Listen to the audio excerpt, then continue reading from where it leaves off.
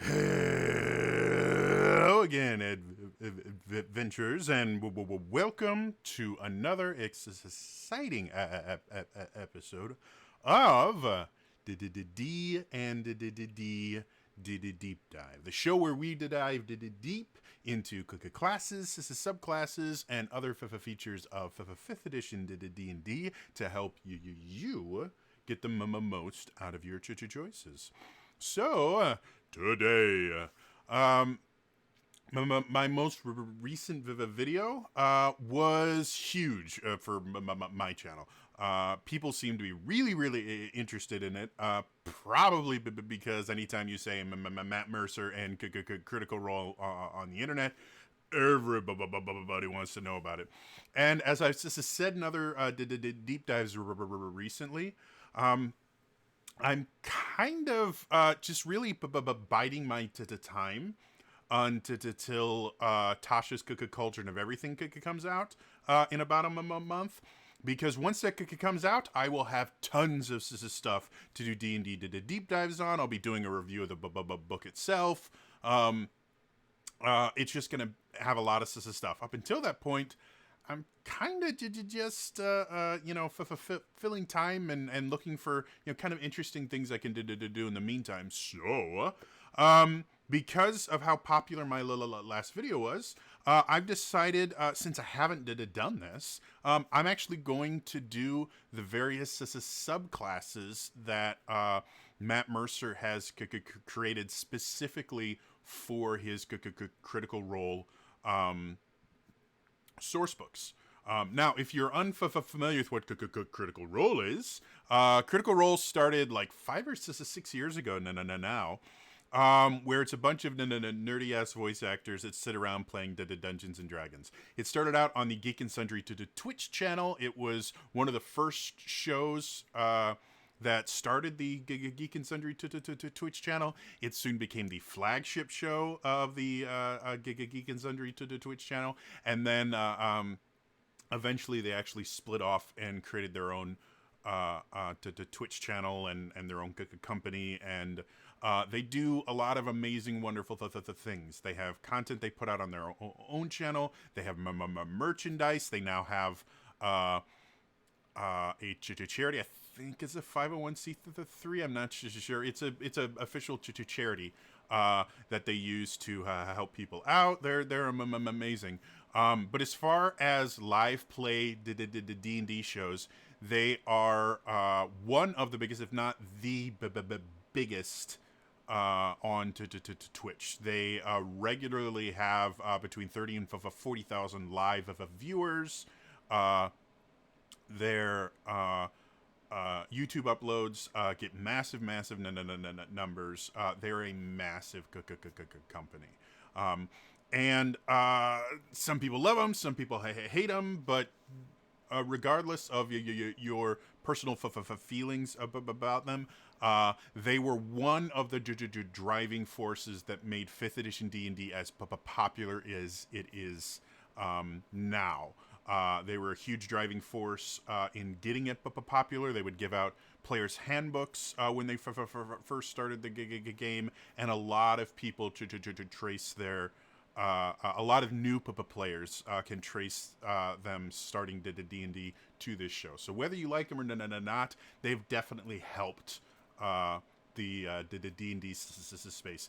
And people have started branching into other RPGs as well, seeing as they don't only play D&D, though that's their primary game. So, the live play show that he does, called Critical Role, takes place in Matt Mercer's custom campaign setting, that I can't remember the actual name of the planet. But it actually has two books that are two of the continents in the game. The first one is the Tal'Dorei campaign setting, which is where their first campaign was located, and then the second one was the Explorer's Guide to Wildemount. which is the campaign that they're running now. And each one has a ton of lore that allow you to actually play games in their world. But each one also has some custom subclasses, so that you can just try some new things. The most recent episode of D&D Deep Dive, I talked about the brand new released Paladin subclass, the Way of the Open Sea, that the character Ford, played by Travis Willingham, just got access to as of this past Thursday. The next subclass I'm going to cover is, I mean, if you guys know who I am, you know what class I'm doing next. It's the monk. I'm a monk. I play monks. I love monks. I know monks probably better than almost any other person on the planet at this point. At least 5th edition monks. I've played them extensively. I've studied them. I've made videos about them. I love monks. And he created a monk subclass called the Way of the Cobalt Soul. Now, the Cobalt Soul is actually an order of monks in the Critical Role universe. They are knowledge keepers, is knowledge seekers and knowledge keepers is effectively what they are. They're very much about learning as much as they can, writing it down, preserving it, and that's really where this class tends to really focus on, and everything about it, or a subclass, everything about it is kind of themed on that. Now, Bo from the second campaign, played by Marisha Ray, who I believe is the CEO of Critical Role, the actual company. Bo is a Way of the Cobalt Soul monk. So if you want to see this class, this subclass in action, you can actually just watch the second campaign. She's been a Way of the Cobalt Soul monk for I think most of the campaign. I can't remember what level they started at, but you choose your monk subclass at the 3rd level. So she's been doing this. Now, one thing I do want to clarify. In the Tal'Dorei campaign setting, which I have right here, that's why I keep looking over here, it has the first draft of the Way of the Cobalt Soul. But to be blunt, it was not a really great class. Almost the entirety of the abilities in there were much more role-playing focused and had no real mechanical benefit outside of learning a little bit more. And a lot of what you could learn, there were so many other ways to learn it that it really didn't give them any advantage anywhere. They weren't better on the field for anything that they did, which a lot of people will focus on these classes specifically as, well, what will it help me do in combat? Which isn't entirely a great way to approach 5th edition, because there's a lot that happens outside of combat that's very important to the game, and what happens outside of combat can affect combat. However, even the stuff that happened outside of combat didn't really give it an edge over any other character, which that's something your class should do. You should have something that you are singularly well prepared to do, and there just wasn't really anything there. So the version of the Cobalt Soul that I will be going over here is actually the one that's on D&D Beyond. This is the updated version. So if you do have the Tal'Dorei campaign setting, which I highly recommend you pick up, it's actually published by Green Ronin Publishing, so it's not an official D&D book, but it's beautiful and amazing. It really is. So if you do pick it up, the Way of the Cobalt Soul that's in there is not accurate anymore, and is not the one that Bo is using on Critical Role. And to be perfectly honest, I like the updated version. Now, because the Tal'Dorei campaign setting is published by Green Ronin, There's very little chance that the rest of the subclasses that I'll go over in there are going to show up on D&D Beyond, simply because publishing rights get really confusing. To be honest, I'm relatively certain the reason the way the Cobalt Soul is on there is because Critical Role is sponsored by D&D Beyond, and so every player uses D&D Beyond for their character, and they can't actually build a character without it being in D&D Beyond. So I would assume that's why the way the Cobalt Soul is in there, because Marisha has to have her character sheet in D&D Beyond for, I'm assuming, I don't know this 100%, but I would assume for the D&D Beyond sponsorship. And it also helps because they have overlays and stuff, so you can see their character sheets and that. But so yeah, this one you can find on D&D Beyond. The rest you will have to pick up the Tal'Dorei campaign setting, which is 100% worth it, but you're probably never going to see it on D&D Beyond. So let's dive into the actual subclass. Now, as a reminder, 5th edition design is built around the idea that every single class should play very differently. Right from level 1 or 2, you should feel unique in how you play your character compared to any other class. To do that, the defining features of the class should show up in the first or second level, and these defining features are the things that make the class different. You know, the difference between a fighter and a paladin, despite the fact that their normal kind of rotation, if you want to call it, is they go up to someone and then they attack them in some way with a weapon. They're both generally tend to be melee fighters. They can be built relatively similarly, but playing a fighter at level 1 or 2 is massively different than playing a paladin at level 1 or 2. And it's one of the nice things about 5th edition that earlier editions didn't really have, other than 4th edition was very unique. But 3rd edition, a fighter, a paladin, a ranger, they all played real similarly until about 5 or 6. The same is true about wizards and warlocks and sorcerers. They all played about the same. If you were a caster, it was about the same. If you were a melee fighter or a range fighter, it's about the same. So for the monk, the two are the defining features of the monk are they are a hyper mobile class, meaning they actually get, I believe, at level 2, they get what's called unarmored movement, which basically means they're not wearing armor, they can move faster. Eventually, when you get high enough, they actually can have an additional 30 feet of movement added onto their base movements. So depending on your race, you can have between 60 to 65 feet of movement per turn, which is double any class other than the barbarian. So they're hyper mobile.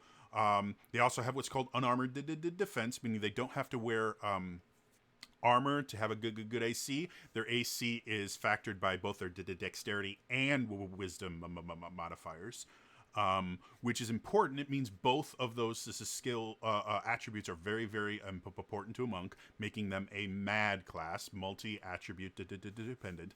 And then the big thing that defines them is what's called martial arts. Martial arts effectively means that instead of doing 1 damage plus your strength mod for unarmed attacks, they actually can use dexterity instead of strength for their attack rolls and damage, which feeds into that unarmored defense. They start with a D4 of damage for their unarmed attacks, and it gets all the way up to a D10. So they do more damage, and as they level up, it gets even more. Any monk weapons, which is um, effectively any, I believe, simple weapon without the two-handed property, um, and short swords. So any monk weapon, you can substitute the damage dice with your martial arts dice. And then when they take the attack action, they can make an unarmed strike as a bonus action. So again, monks are really, really good fighters. They get a lot of attacks, and then the other defining feature of them is key. Key is this resource. You effectively have as many key points as you have monk levels, and starting at level 2, you get some interesting ways to use your key. You get Flurry of Blows, which lets you make 2 attacks as a bonus action instead of 1. Patient Defense, which is the dodge action as a bonus action. And then this is Step of the Wind, which lets you dash as a bonus action. Monks are very bonus action dependent. They're also very reaction dependent. So when we talk about the action economy, I've mentioned this so many other times, monks are masters of manipulating the action economy to get the most actions for their team and the least actions for the enemy team. So those are the defining features of a monk. Anything in the subclass should augment something in there. It should make them faster. It should make them harder to hit.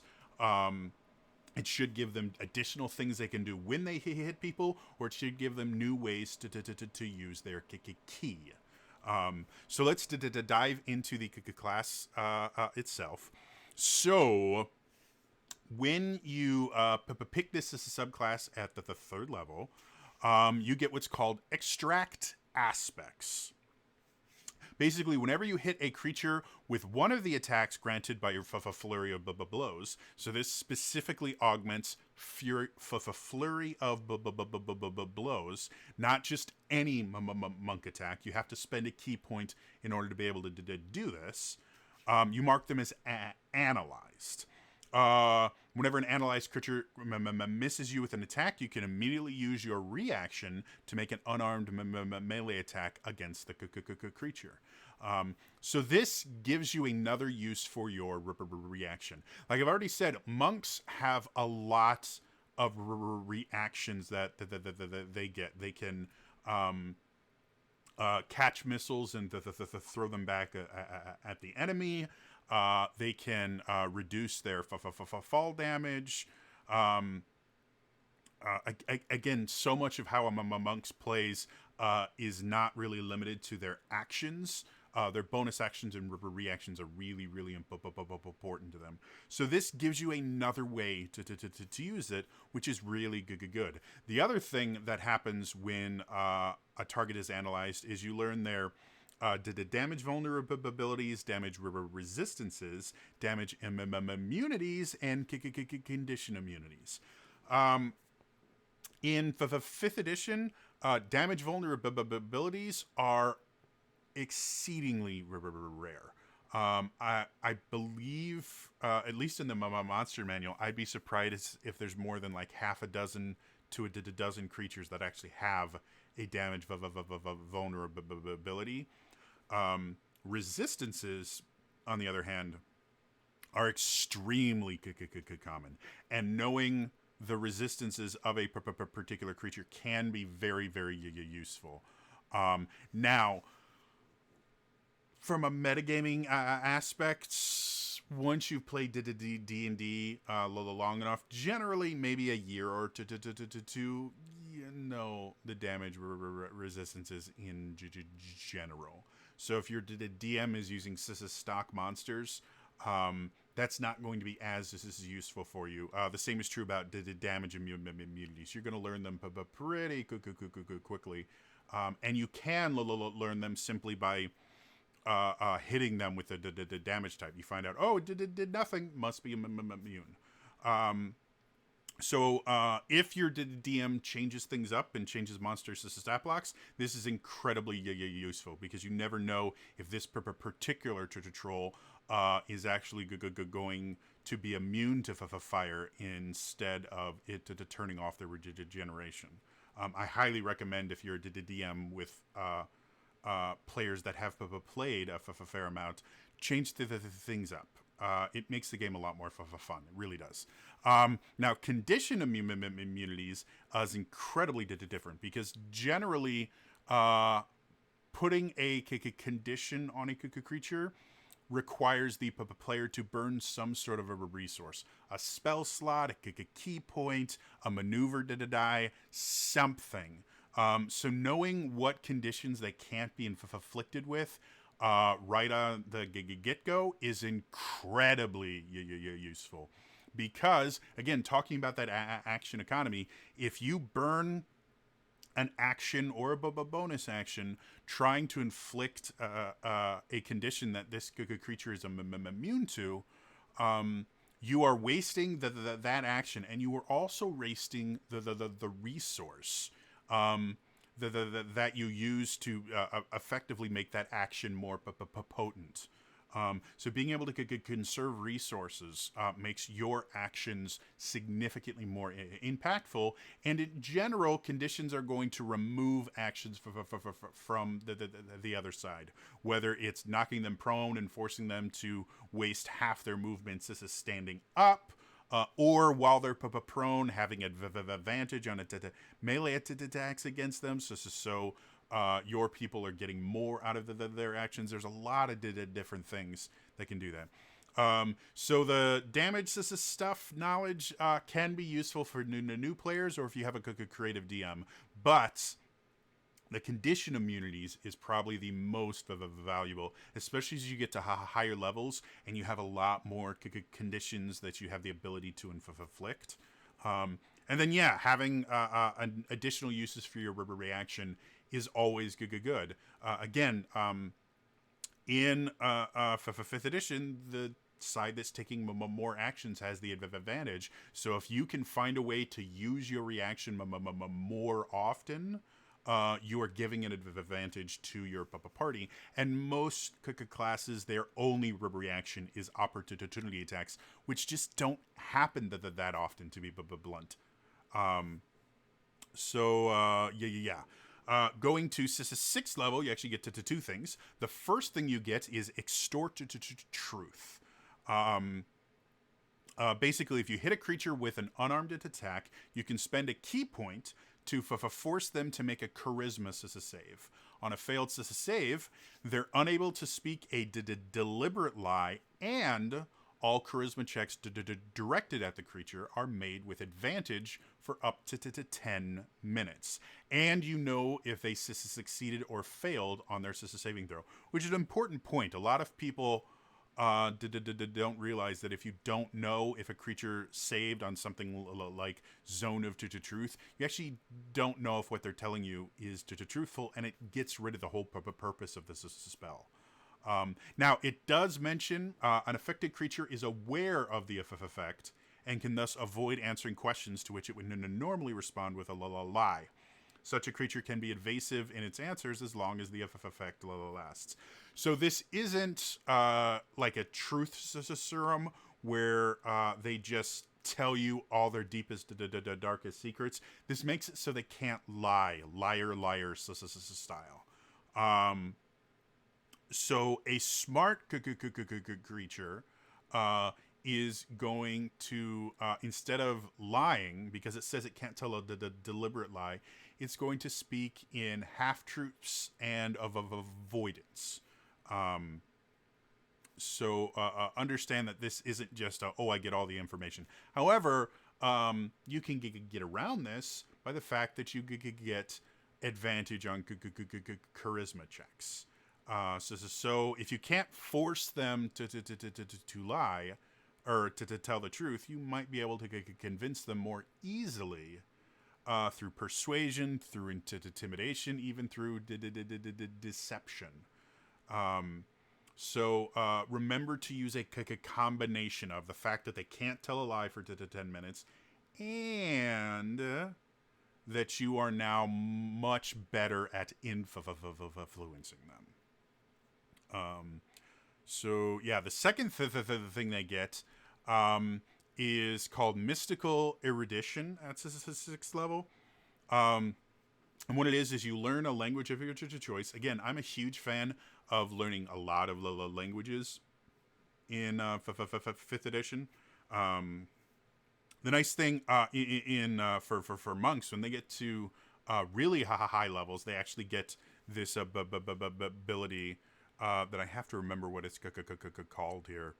Tongue of the sun and moon. Basically, you speak and understand all languages, and anyone you speak to can understand you because of the magic of key. So from 13th level onward, the ability to learn additional languages is limited. Basically, the only advantage you get is you can read more languages, because Tongue of the Sun and Moon only lets you speak and understand spoken languages. So still useful. So in addition to getting a language, you get a proficiency with one of the following skills: Arcana, History, Investigation, Nature, and Religion. These are all intelligence-based skills, which is not one of the two attributes that monks are really focused on. And if you already have proficiency in one of the listed skills, you can choose to double your proficiency bonus for any ability checks made with that use the chosen proficiency. So this is effectively monk expertise. Now, as far as the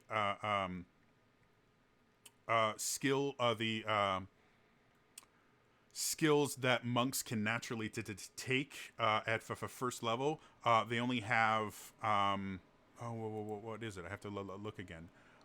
History and religion are the only two skills from that list that they can have naturally as part of their class.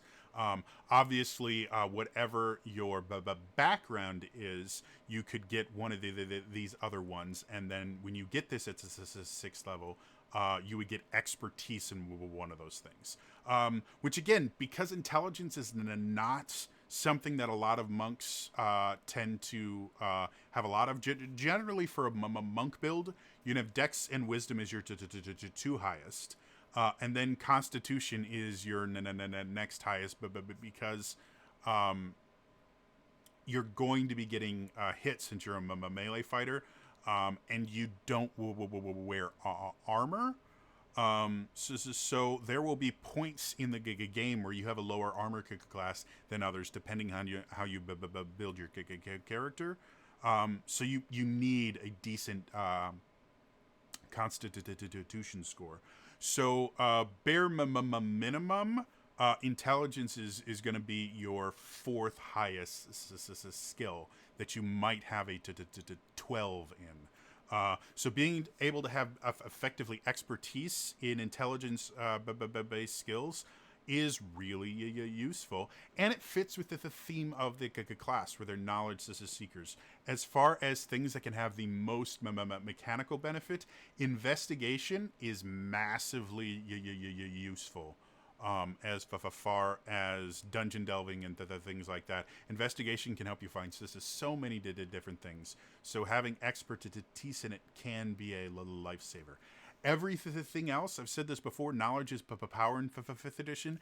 Everything else can help substantially in the lead up to any sort of encounter, whether it's combat or role-playing, because the more you know going into an encounter, the better you can react to it. Now, an additional thing, at 11th level and 17th level, you get an additional language and additional skill proficiency at each one. So by the time you hit the 17th level, you can effectively have, if you build your character right, you can have 3 skills that you have expertise in. Or if you don't have, let's say you want expertise in investigation at 6th level, you could take expertise, and then 11th level you could take investigation. At 11th level, you could take investigation again to get expertise in it, and then 17th level you just take one more. So it gives you a lot of options for how to get the most out of this. Yeah, that is a 6th level. Going to 11th level, you get what's called Mind of Mercury. And this is probably the most defining feature of the Cobalt Soul Monk. And it's really good that it's an 11th level ability, because this could break a lot of other classes if you multi-classed into it. What it is once per turn, if you've already taken your reaction, you may spend a key point to take an additional reaction. You've now doubled the number of reactions you can take. Again, when we talk about action economy, you've added another action to your team every round. And again, monks have a lot of things they can use their reaction for. With this particular class, as long as you have a creature analyzed from hitting them with a flurry of blows, anytime they miss you, you have the ability to burn a reaction to attack them back. And again, another defining feature of the monk that doesn't happen at first or second, it happens at fifth. Their stunning strike is one of the biggest game changers in the game, because it takes away actions from the enemy by incapacitating them for a round. And it gives everyone advantage on attack rolls against that creature, which makes your actions much more likely to be useful or become crits. It also makes them auto-fail dex saves and strength saves. So, yeah, I think that's what it is. So yeah, it's incredibly useful. So if somebody misses you, you can come back with an unarmed strike, burn a key point, stun them, and remove, like if they have multi-attack, you've just gotten rid of their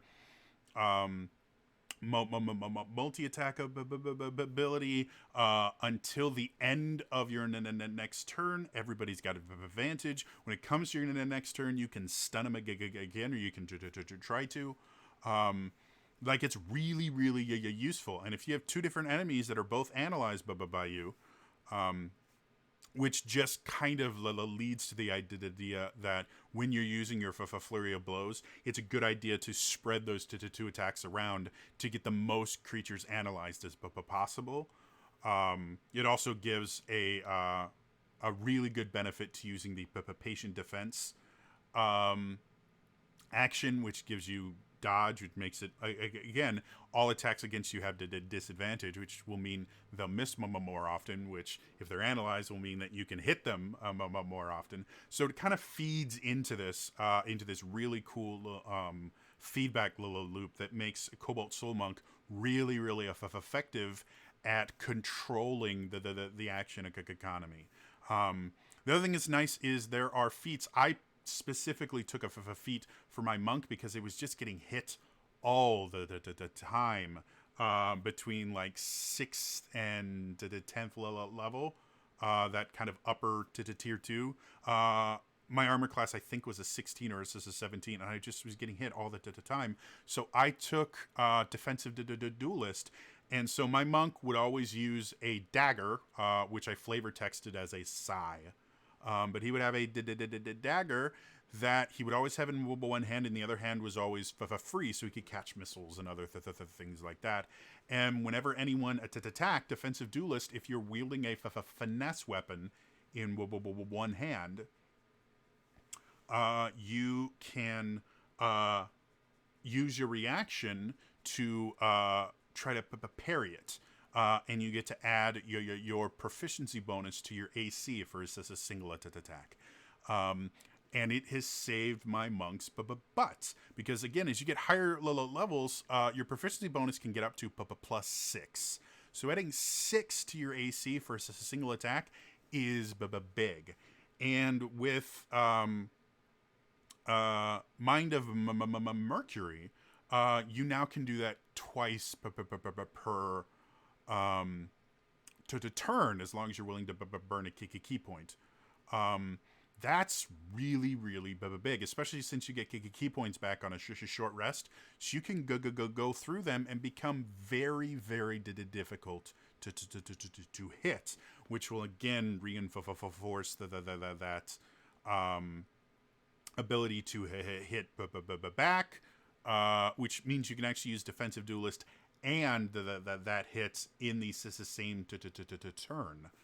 Because you can do it twice instead of once. So, yeah, super, super cool. Very, very game changing. There's no other ability in the game that gives you additional reactions. So yeah.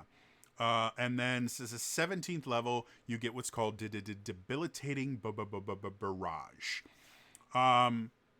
Effectively, when you hit a creature with one of the attacks granted by your flurry of blows, you can spend 3 key points to cause the creature to suffer a vulnerability to a damage type of your choice for 1 minute, or until they take damage of that type.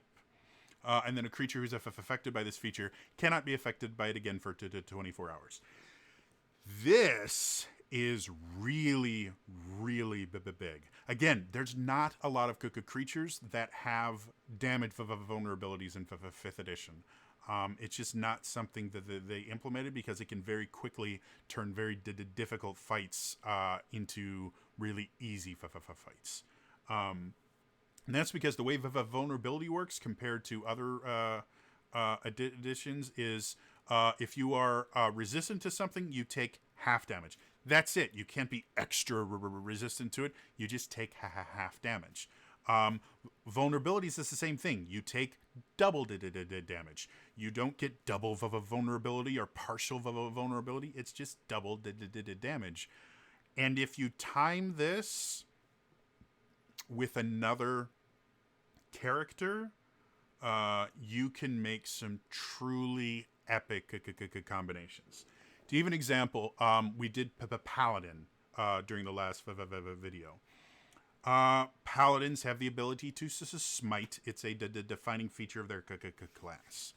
At 17th level, not only can Paladins smite up to 4th level, which gives them additional 5d8 radiant damage, but they also have improved divine smite, which means every attack they do gets an additional d8 of damage. That's radiant damage. If you make the weakness radiant, what happens is a paladin comes forward, hits them, does divine smite at 4th level, which is the highest where you get extra damage. Because of improved divine smite, you are doing 6d8 damage, which is really, really great. However, with vulnerability, that doubles it to effectively 12 d8 damage. If they get a crit, which if you've stunned the creature, is very possible, they get 24, effectively 24 d8, or not, yeah, because it's 68 and then it goes to 12d8 because you roll double the dice for the crit, and then you double the damage. It's effectively 24 d8 damage, which is what, 180 if you maxed the damage. It's up to, I think it's 184 damage. That is massive. That can one-shot a large number of baddies. And paladins get extra attacks, so they get attack again. Now, this only works on that first attack, so you kind of got to get a little bit lucky. But if you build the things up effectively, this debilitating barrage can be a lifesaver. And the choice of the damage type is incredibly important. Again, We talked about the paladin. This could be done just as easily with a wizard or a sorcerer if they use something like Finger of Death or disintegrates. Especially with something like disintegrate, because disintegrate reduces monsters to dust. It's super useful. You just this is the kind of ability that really almost forces you to work with your team, because whoever has the biggest burst damage is the one that you're going to want to use this effectively. So, yeah, I mentioned paladins because they're known for their burst damage, but just as easily, literally any spellcaster it could be useful for. And again, if you choose the right damage type, it doesn't matter who is next in the rotation or anything like that. If you choose something like slashing damage, well, the next person to attack them with a sword is going to perk it, and you may only get an extra, 8 points of damage. But if you choose, force damage, which is a remarkably limited damage type, it kind of ensures that only the person you want getting that damage is going to do it. And that's where you're going to get the most use out of that ability. 3 key points is a lot for a key point ability, since most of them are only 1 or 2. It's not the most expensive key ability the monk has access to. So this can be incredibly effective. And again, by 17th level, you have 17 key points that you get back on a short rest. You're going to be burning key points constantly. So as long as the creature justifies needing this, like if you're fighting a dragon, or really if you're just fighting something that is very beefy, this is definitely a good way to ensure that the fight goes in your team's favor as quickly as possible. So yeah, that is the Cobalt Soul Monk as it is on the D&D Beyond. Like I said, there is a version in the Tal'Dorei campaign setting. It has been errataed into this. So if you pick up the campaign setting, which I highly recommend you to do, it is beautiful. And there's so much stuff in there. Even if you don't want to play into the Tal'Dorei, you can take a lot of inspiration from it for your own campaigns. Definitely to check it out. If you want to build a character that's a Cobalt Soul Monk on D&D Beyond, when you are building the character, there's this list of things that says allow certain content. Just say allow critical role content. And it will show up as an option.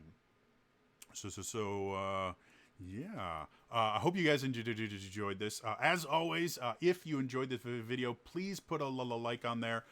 It really does help the channel. It also helps me know that this kind of stuff is stuff that you're interested in. In addition, please subscribe to the channel. D&D Deep Dive is a regular show I do. I try to do at least once or twice a week, mental health allowing. So there's always new content. And like I said, for the next few episodes, it's all going to be critical role subclasses.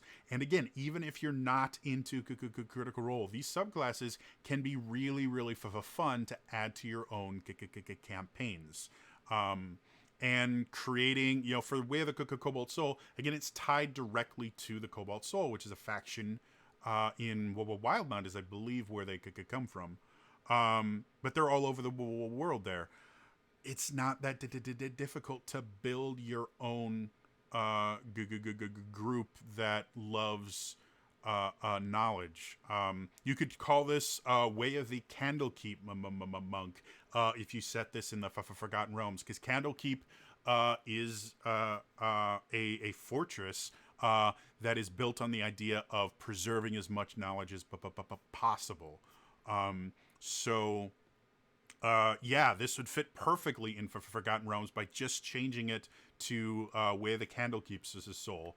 And you could say that you grew up in Candlekeep, just like the protagonist from the Baldur's Gate computer games, Baldur's Gate 1 and 2. You grew up in Candlekeep. So, yeah. So, like I said, please subscribe to the channel, like the video, share it with as many people as possible. And yeah, in the comments below, let me know what kind of interesting the things you guys can see doing with those additional with that additional reaction, whether it's multi-classed, whether it's using feats, whatever. I want to hear the crazy interesting things you could do with an additional reaction every turn. So yeah, again, that's all for me today, and I will see you guys next time. All right, bye bye.